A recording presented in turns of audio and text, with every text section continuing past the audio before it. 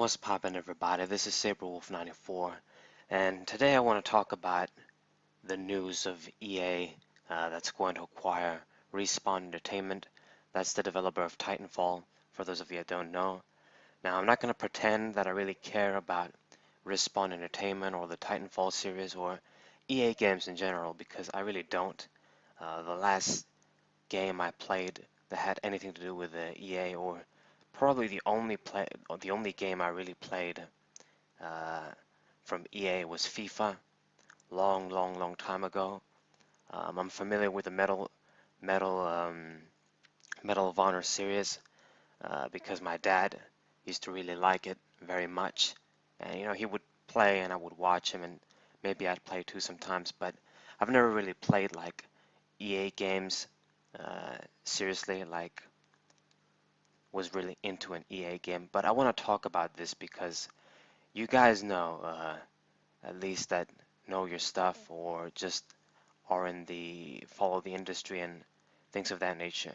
You guys know that, EA acquiring a studio, it's only going to end up in shit. Like, if it acquires this Respawn Entertainment studio, it's only going to be a matter of time. They're probably going to make like maybe a couple of games or maybe one big game. I have no idea.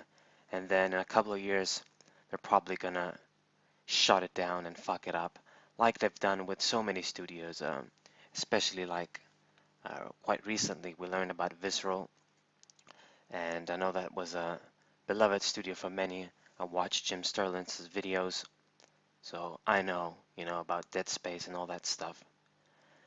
But, it really makes you wonder, well, not really, because if you're clever, these companies like Respawn Entertainment, they know, like they should know that this is probably a bad idea long term for the studio. But, the only thing I can conclude is that they would go to them uh, thinking that, okay, we're going to get a bunch of money, we're going to do what we're going to do, and it doesn't matter if the company shatters in the end. Uh, EA is going to pay 151 million in cash and up to 164 million in long-term equity in the form of restricted stock uh, units to employees, which will vest over 4 years. That's what uh, the shit says on VG charts.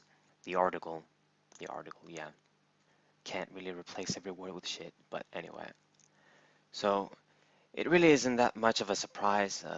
The thing is, EA is one of the biggest studios, the biggest publishers, not studios, unfortunately. And it's kind of sad because, to be honest, a long time ago when we were like kids, at least me, we didn't really know much about publishers and companies and all that stuff. We'll put a game on the PlayStation or on the Game Boy Advance and what have you. And, you'd see, of course, the logos and the names and stuff before the game, you know, started. And I remember, when we had put FIFA 2004, it was our first like FIFA game, one of our first games on the PlayStation 2, actually.